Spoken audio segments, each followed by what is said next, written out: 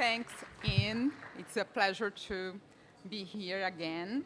And so we have opportunity to have a very special panel now.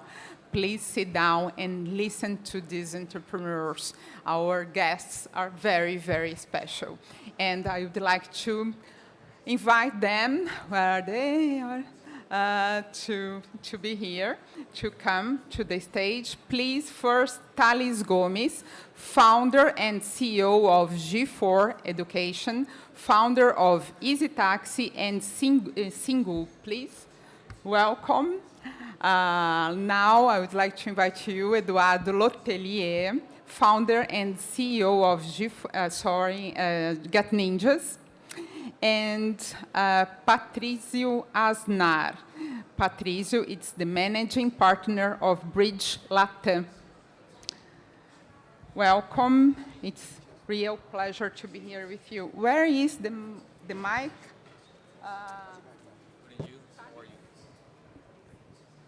Please give me the mic so I can start our conversation. So before we start, I would allow me to give you some context about this panel, because I think it's important. Latin America has witnessed a surge in tech startups achieving unicorn status. Private companies valued at over $1 million. So this growth is fueled by once-in-a-generation internet boom, accelerated during pandemic lockdowns.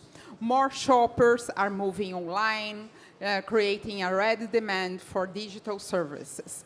While Latin America still lags behind Asia, Europe, and the United States in terms of tech startup volumes, the region's widespread adoption of smartphones, wireless networks, and payment cards presents immense opportunities.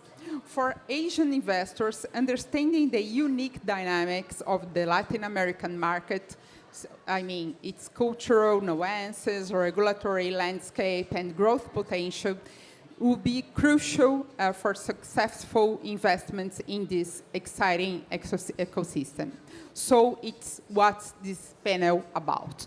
And for starting, I would like to ask you, Patricio, please.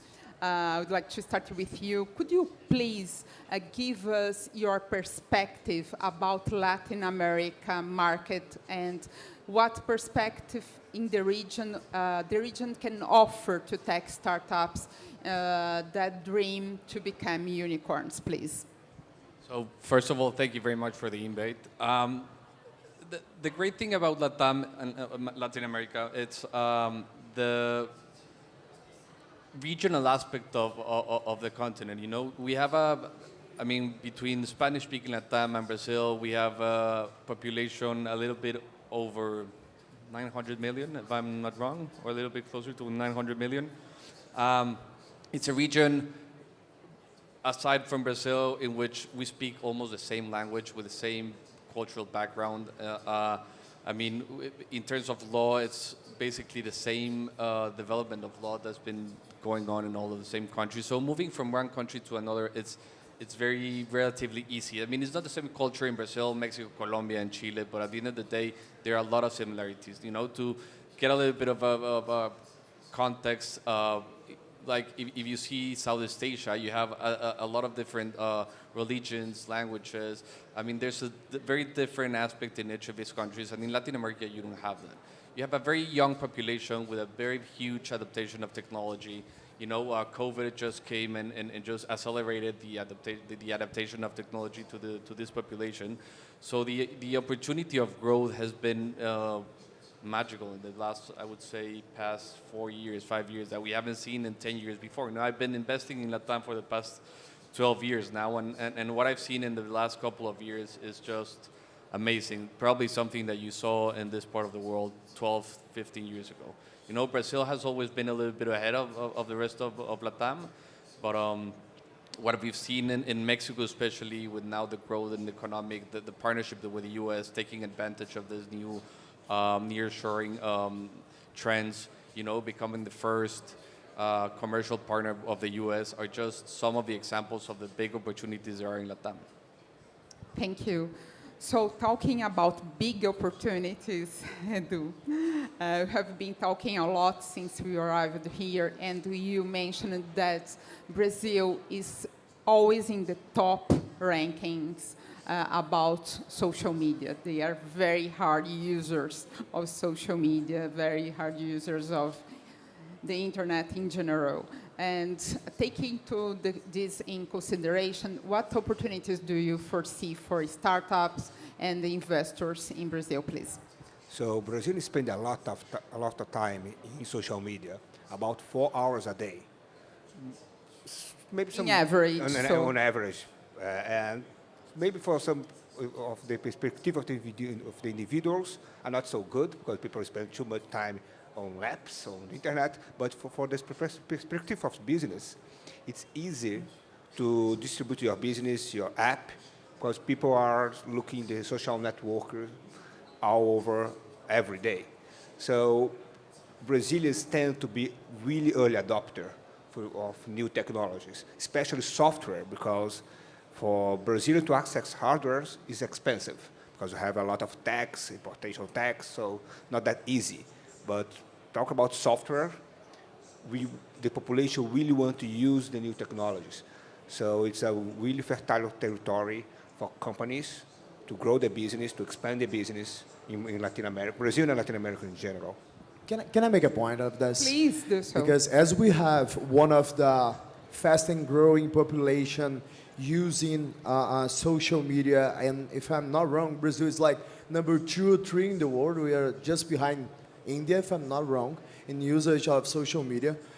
We are I think the it's first. that, right? Yeah, first. The first one. First one. It's crazy. But I mean, in the terms of the business, when you are scaling your product, the things that we're looking for is how you're going to invest and how you're going to create a distribution channel, right? So basically, any business, it's a calculation that you're going to do between the LTV and CAC, so the customer acquisition cost. If we have a way to use the creator economy in order to boost the creation of distribution channel, the things that you're going to do with your business is that you're going to create your own distribution channel, and basically you're going to increase the margins of your business if you know how to navigate this year. I mean, we did this in G4, and the things that we did is that we grew the business in a CAGR of 120% a year, basically with over 65% of our growing coming from organic channels. Basically what we did is we use social media to create contents and then to create proximity with our customers, and then with this own distribution channels, we use this to launch our products, and we do extremely high margins for the sector of education. So I think that's a huge opportunity, not just for Brazil, but any countries that they have this growing usage of social media, beside the, as they do say, the sad fact that people are spending too much time in social media, but we have these opportunities as a business because you have the opportunity to create your own distribution channel and then increase your margins. Excellent. So, I mean, you meant, in fact, from the point of view of the individual, right? Not for the business, in terms of how... Yeah, because like some of the time that people spend on social media is not productive time. So I think for perspective of the individual, people should go out more, Reading play with their books kids, and read the play, books, uh-huh. okay? But not taking this into consideration, take what Tallis said, from a business perspective, if you have people looking social media 4 hours a day, it's 4 hours a day that you can place an ad and It's an convert this gold ad for your opportunity. business. It's a opportunity. So it's all this eyeball inventory of people like look your app every day. It's there, and you are the top 1 in the world. Some rank top 2, in 2, 3, but we are not just now. Like 10 years ago, Brazil was like one of the first country in the world to use social networks before even Facebook started. We had Orkut, the American company, but Brazil and India. So it's a really great territory for business to promote on social media. Excellent. So, Patricio, from the point of view of the investors, I would like to know from you the cultural nuances, of doing business, because we have lots of differences, even among the Latin American countries. So how can investors can navigate the cultural nuances and regulatory landscape in order to be succeeded, please? I think there are two different things in this aspect. One is the cultural aspect of navigating the region. Like I mentioned before, if you're doing business like in Mexico, Colombia, maybe Chile, they're relatively similar. If I were going to do business in Brazil, I wouldn't do it alone. I would go with a local partner. It's a completely different market. Most of the companies, as you probably know better than me, launch at the beginning just for the Brazilian market because they have the enough market. They don't have to move to the rest of Latam. But in the rest of Spanish-speaking Latam, not taking Mexico into consideration, the rest ones have to take like a regional approach from the beginning because the market, like the local markets, are not that big enough. So there's a huge cooperation between countries, and founders are very well adaptable to moving into other countries. So for a Colombian to move to Mexico is quite easy because they have the connections there, they have the resources, and the funds are very friendly to working together in the region. Even with the Brazilian one, we're working with a lot of Brazilian funds in the late years, helping Brazilian companies come into Mexico, come into Chile, come into Colombia, and the other way around as well. So that's in the cultural part. In the more how do you call it, the regulatory part of the situation is a little bit more difficult, But at the end of the day, we've seen countries like in Mexico, for example, we have a very well developed fintech law that just got approved like 4 or 5 years ago, and this makes very easy for companies like Nubank did in some time to come to Mexico and get this license and operate with the very no constraints and very little barriers. And we've seen these happen in a lot of countries. In Colombia happened. Brazil with PIX is very easy for companies to come in and operate in the fintech side. So things are growing very fast, and moving in a regional aspect, I think, is very easy, and it's getting easier every day. Thanks. So, Edu, do you have a take on that? I would like to know your opinion specifically about Brazil. What kind of concerns an entrepreneur has to have in order to do business? Yeah. So Brazil, unfortunately, is well known to be a really bureaucratic country. It's one of the countries that take more time to set up a company than any other. And we spend a lot of resource with accounts, lawyers, just to run a company. And we used to say that in Brazil, even the past can be written. Like you cannot predict even the past because the legislations can change a lot. So for any company that wants to do business in Brazil, it's really important to have a Brazilian partner that can help navigate this Brazilian environment, navigate all the bureaucracy to do business in Brazil. All the way around, that's as it's difficult to do business, you have a really low competition compared to other countries. So entrepreneurs that can handle all this bureaucracy, can have the resiliency to build a business in Brazil, can build really large, great business and expand to other Latin American countries. Brazil represents around 50% of the Latin GDP. So we have a huge country, great opportunities, but of course you have these difficulties caused by bureaucracy. So, Tallis, thanks, Eduardo. You have been traveling all over the world.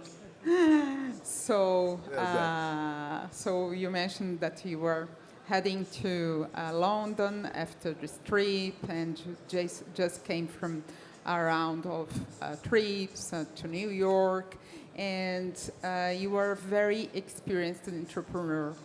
And I think for our audience, it would be very useful to know the perspective of foreign entrepreneurs, you know, what do they think about us and what strategies startups in Brazil should employ to attract them, to attract money?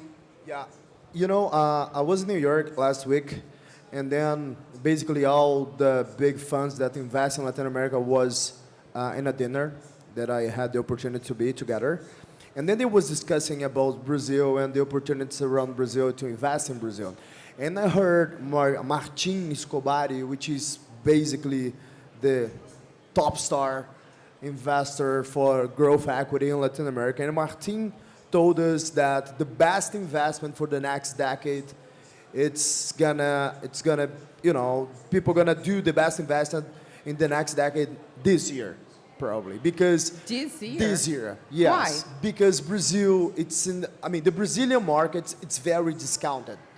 Just to give you a perspective, if you have a company, an open company in Brazil, they are growing something like 7 to 8% a year. They're trading 10 times net profit. This is too low.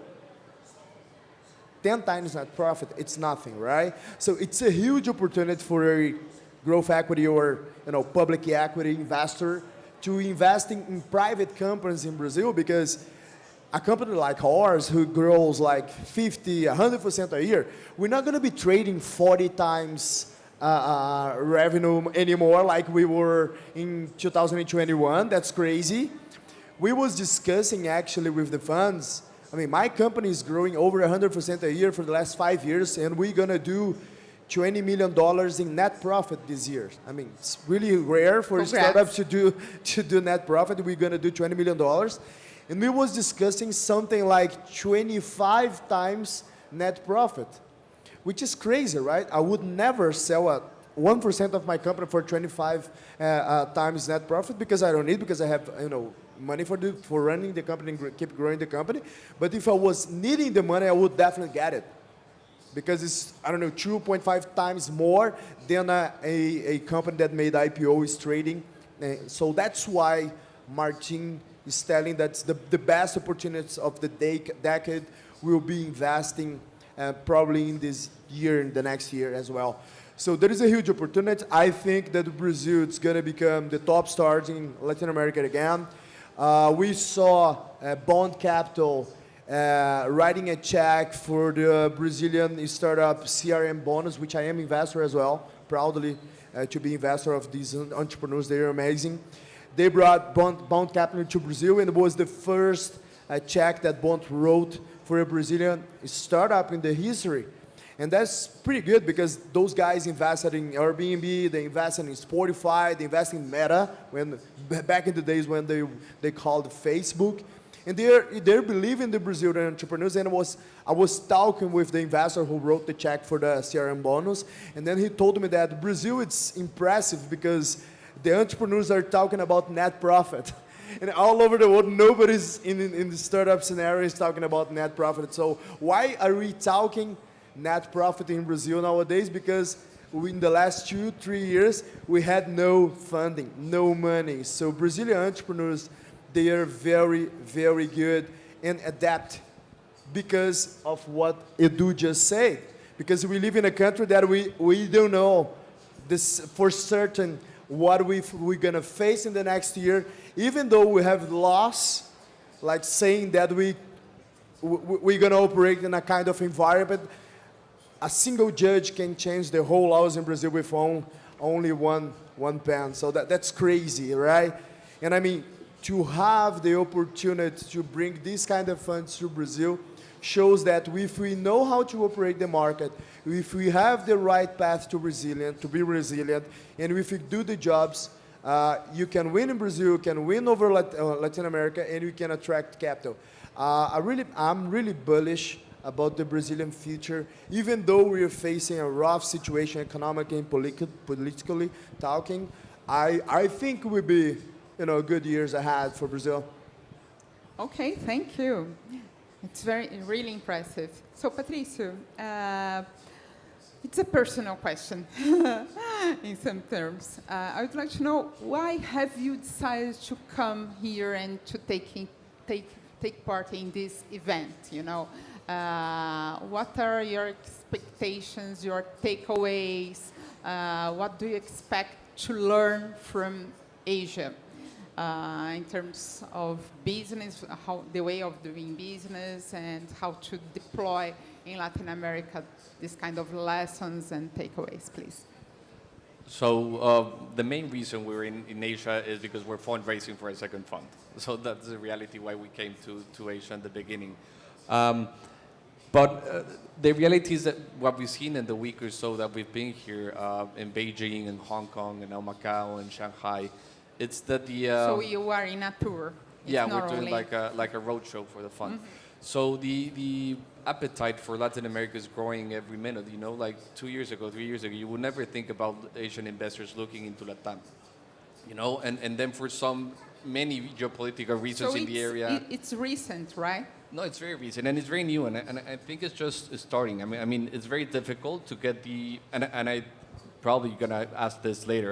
I think you are, but one of the main things that we're trying to do now is get the image of Latin America to the world, because there's so very big misconceptions about Latam: insecurity, geopolitical problems, difficulty to navigate the ecosystem because it's a very big region with different countries with a small population in each one. So there's a lot of misconceptions about Latam that us investors need to change, you know? I mean, entrepreneurs like this couple of guys have been doing their jobs for a long time and proven that Latin America is a good place for investments. You know, you have huge unicorns in Brazil and Mexico, even in small countries like Uruguay, you know? So the opportunity is there. Is just... And we're trying to do here in Asia is like how to get the word out, you know, how to word the word out not only to the US, to Europe that are investing, but also to the Asian markets, that Latin America is the next big thing, you know, probably what China was 20 years ago. And that's the main thing we're seeing now. And then from there, we're taking advantage of things that have worked here and maybe something that might work in Latam, but the main thing is bring more innovation into Latin America, bring more capital and more foreign thinking into the region, you know, because you see companies now that in Latam they don't have a regional mindset, they have a global mindset. This didn't happen 5 years ago. So from the beginning, the inception of companies are thinking how I'm going to take this worldwide. So I think we need to get that out into the world. Okay, thank you. Edu, it's kind of sort of the same question for you, because you mentioned to me that you have an intention to stay here for a while.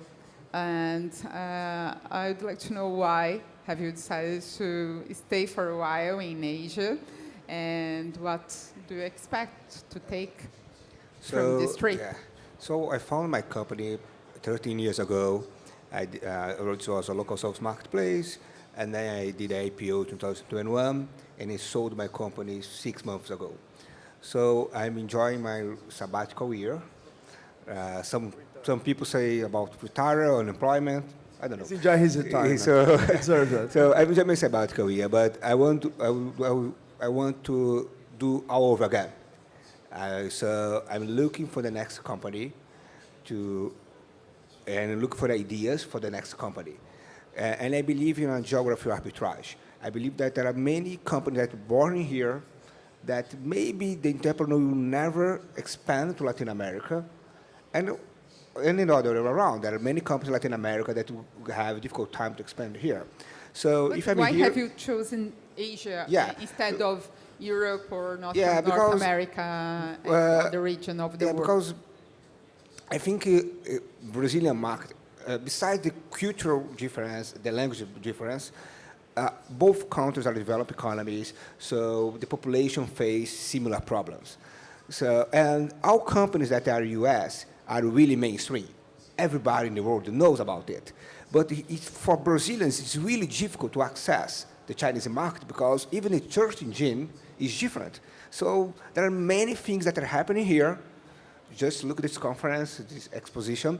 But it's hard to know, it's hard for Brazilian in Brazil learn about. So if I'm here, talk to investors, talk to entrepreneurs, and even talk to people in the street, see, okay, what to use for food delivery, what to use for ride a cab or for that. to see what people are using, in their daily basis, the apps they're using. I can learn and maybe adapt some of this idea in Brazil. So I'm going to spend a few weeks here talking and try to live as a local, try to understand a little bit the culture of the people use. And it's like the serendipity. Maybe an idea going to flow, maybe I'm going to learn something, or at least I'm going to have a good time in a great culture. So it's a way to, I joke that I'm taking a vacation of my sabbatical year. So I'm going to work. Vacation of the sabbatical. So I was born to just stay home. So, okay, I'm going to work 1 month in this vacation of the sabbatical year, and maybe a few months, I'm going to start over again. Okay, thank you. Tallis, you have been in an entrepreneurial scenario for over a decade, more than a decade, almost 23 years. I'm 37, Sandra. 37? We knew each other when I was Really? 22, I think, 23. So, over almost 2 decades. So, it's quite a long time. And from your point of view, why we don't have here in Asia, still we don't have it, Brazilian entrepreneurs, how to change the mindset of being international and to explore other countries. And I will repeat these questions for both of you also, please. That's a great question, though. It's an exercise of fruitful or legitimacy. I mean, the idea here is, I think there is a great barrier to come to China because of the language, right? Not everyone speaks English.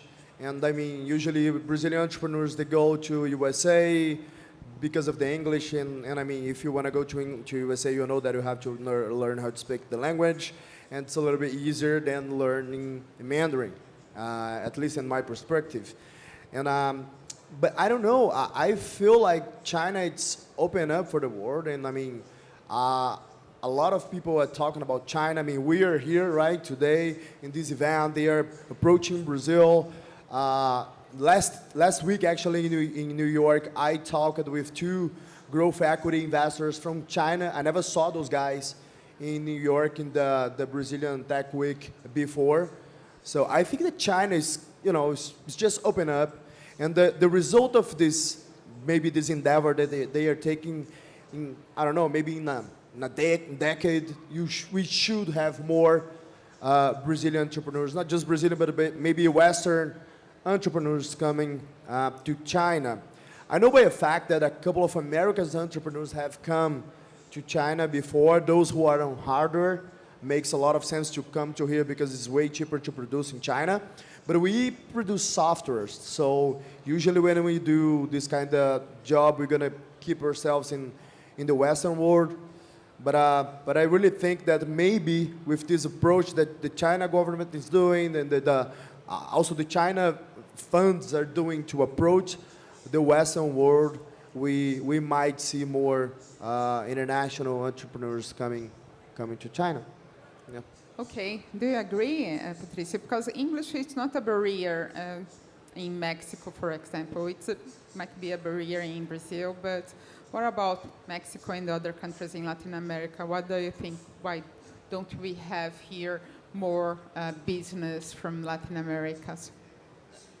I mean, at first I think there's so much to do in Latam that founders concentrate in Latam, mainly in Mexico. Maybe Brazil is something different, but in Mexico there's so much to do and there's so much problem. I mean, we have so many local problems in Latin America that they're not going to look to solve problems anywhere else. And the market is so big that it's something a little bit the same that happens here with Latam, and that takes and that's a conception. That's a bridge we need to create, But also, we already see companies like Kabak probably with operations in Turkey and places like that. It's just a matter of time, I think, that companies of this size to be coming into Asia. As I mentioned before, I think new companies that are born today are doing this with a global image. So probably in 5 years we'll see companies here. We'll see these companies not just developing for Latam, but developing for the whole world. But at the beginning, I think, and I agree, there's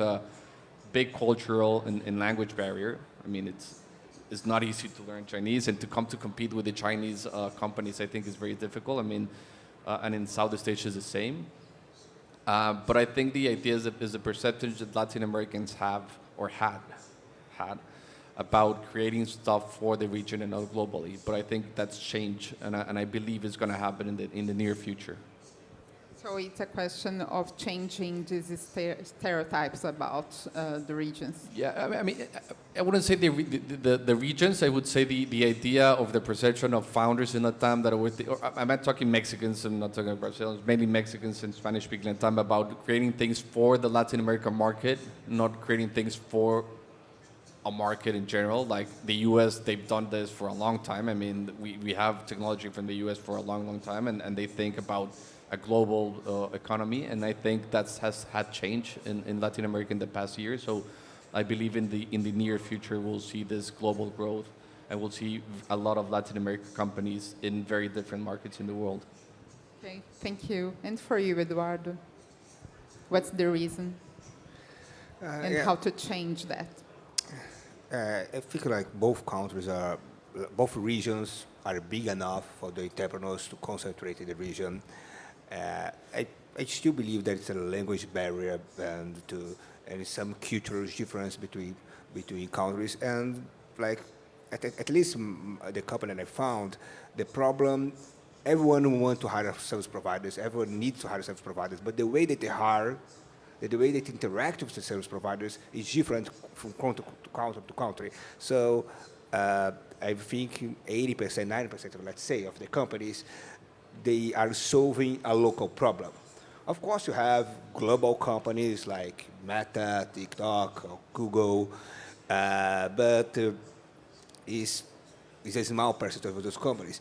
So, and I believe that you first have to win your market, then win your region, then try to win globally, with, of course, few exceptions. Do you really think that that's a condition? Do you agree with that?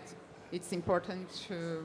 I think, especially for to be Brazilian companies, relevant in your own market before? Yeah, I think you have to choose two sets of companies. If you have a really small country like Israel, they have to build global companies because they have a small market and they have to be global.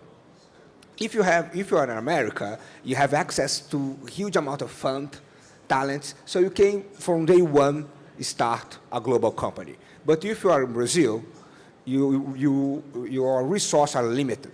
So you have to build... resource in terms of money, you mean? Money, human capital, everything. Capital, talent. So resources are limited. So I believe that you should try to win Brazil market first, with, of course, few exceptions, and then try to expand. You know, resource, it's mean by funding as well. I mean, we expanded easytaxi through 35 countries, right? I raised it at the time $180 million, if I'm not wrong, something like this. But I was too much diluted. When I ended up in the company, I was with 4% of the company. So it makes no sense for me as a founder to do this hassle, to travel around the world, open up the company, raising money in a terrible condition, because this is how you raise money in Brazil, especially back in my time, right, 2011, 2012. So makes no sense for Brazilian entrepreneurs once you don't have funding, the right pricing to do this expansion, because it's going to cost you a lot of money. And I mean, if you want to expand outside of your region, you're probably going to have a lot of money to learn how to operate the region, and then we're going to meet local entrepreneurs probably solving the same problem, and you're going to have to fight dollar per dollar with other entrepreneurs who have more access to funding. So usually it's not that smart, as Edu said, if you're a Brazilian entrepreneur, if you're a Latam entrepreneur, to go outside Latam.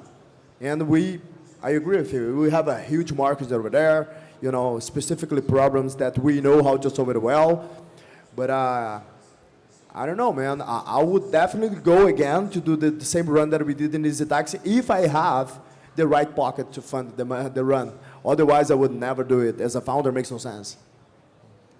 Okay, so time flies, and I think we are running out of time. But do we have time just for one question? I for think we them? suppressed 10 It's minutes. time up. 10 minutes or more 10 minutes? No, we are 10 minutes We over. passed Yeah. it. Oh, sorry. Negative 10 minutes. Just final conclusion. So, just in a nutwit, please. What do you like to know about Asia here? So we have some few invitees here, and they might be interested in knowing more about Latin America and What would I wanted to know about Asia? to know about Asia and to know to get to know then about Mexico and Latam. I mean, get to know about Latam is that this is just a couple of examples of the amazing talent that we have in Latam. And to really take the chance to get to know Latam, because the market is just, I mean, I'm really, really bullish about what's going to happen in the region in the next years. I mean, that's why I'm here. That's why I'm all over the other side of the world, just selling Latam to the world. And get to know to Asia what like learnings do you have in the past 10 years that we might apply into Latin America, you know? Great. So Edu, I want to learn what is the next TikTok, next Alibaba. 10 years before, all like do. you wanted to learn what's the new like next to big learn thing, how to and try to be TikTok. part of it. Yeah, so definitely, maybe in this conference, someone starting something that will be really huge few years from now. So it's a job to try to find this one. and to let them to know about you and Let them about Latam. me, yeah, so to do a partnership, try to bring this idea to Brazil, try to adapt this idea to Brazil. So it's connect to people that are building the next huge companies. Thank you. Tallis, final words with you. Well, as I told Ian when he invited me, we are serving over 45,000 small and medium businesses in Brazil. So nowadays I have a mission of looking for softwares to buy and then to integrate in our ecosystem to serve those entrepreneurs. And especially I'm here to looking for CRM founders that are making something around 20 to 30 million in ARR. Those are the kind of CRMs we're looking for to integrate in our ecosystem and maybe get the solution to, to serve them in Brazil, because we do have the distribution channel ready for them. So I don't know, maybe it's a glimpse of lucky way I can find someone here, but definitely I'll be able to connect with other Chinese entrepreneurs and they can present me someone. That's what I'm hoping to find here. It's a good hope. So Yeah. thank you very much for your Thank you. attention, for Very your good. time. And I am more than sure that we are richer now with lots of insights. Thanks, Ian. Thank you. Thank you. Thank you. Thank you. Let's take a picture.